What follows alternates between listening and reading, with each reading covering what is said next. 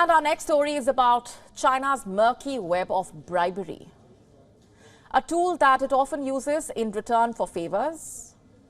But who exactly does China bribe?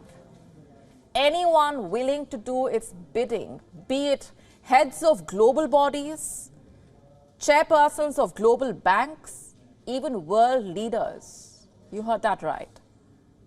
Just have a look at what happened in Zambia recently. The country's foreign minister has resigned. Why? Because of his alleged business dealings with Beijing. According to reports, Stanley Kakubo was involved in corruption with a Chinese businessman. The allegations emerged after a video surfaced on social media. The video essentially showed two people counting cash stacked upon a table.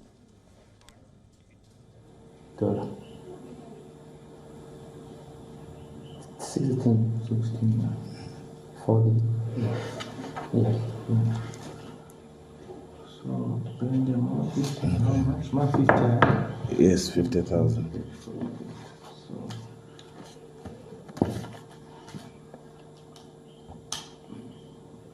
So 50. 100, 200, 300, 400, 500. So what was this cash meant for? How much was it? Who was counting it?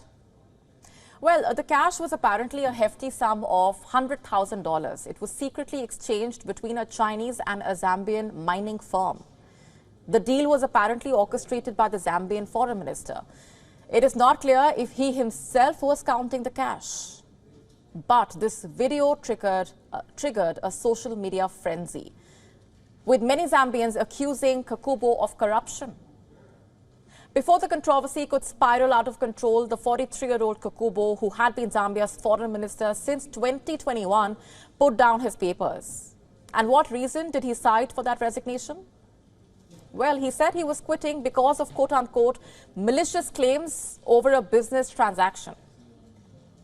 This is what his full statement read. In view of the matter that is currently in the media regarding malicious claims over a business transaction between my private family business and our business partner with whom we still have good relations.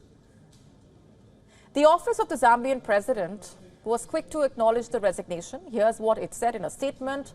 The president has accepted the resignation of the Honorable Stanley Kakubo from his cabinet position as Minister of Foreign Affairs and International Cooperation. The president acknowledges the commendable work and leadership. And what has China said on all of this?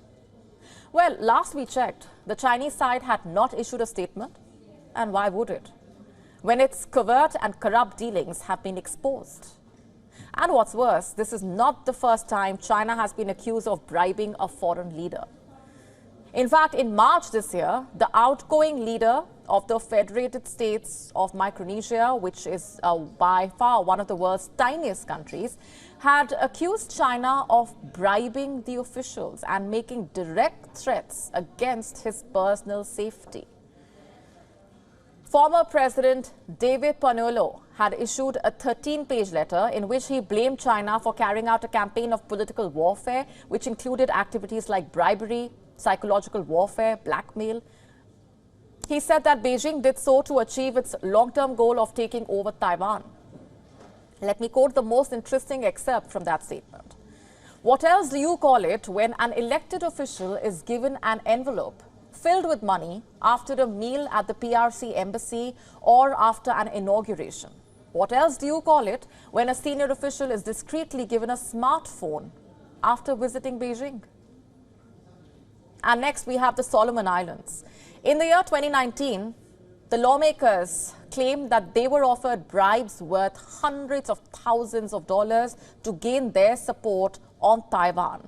In other words, they were asked to make a diplomatic switch from Taipei to Beijing in exchange for money. Many opposition MPs said that such dealings were an open secret in the country's parliament. And you know the most shocking bit here? China has also been accused of trying to corrupt the United Nations. In the year 2018, a Chinese real estate developer from Macau was accused of bribing the former UN ambassador to the Dominican Republic. His name, Francis Lorenzo. He had pleaded guilty to taking bribes in return for getting projects approved. Can you believe that? And a year before this, in the year 2017, the head of a Hong Kong-based NGO was accused of bribing the former Foreign Minister of Senegal. What for, you ask? The same reason, getting Chinese projects approved in Senegal. And these, by the way, were just a few examples. There are many more instances of China bribing world leaders, and many more instances of China getting caught in doing so. The Chinese state has made a habit, it seems, of using money to establish diplomatic ties and infiltrating various sectors in comparatively smaller nations. It's about time that global bodies get Beijing to task for such wretched affairs. WION now available in your country. Download the app now. Get all the updates on the move.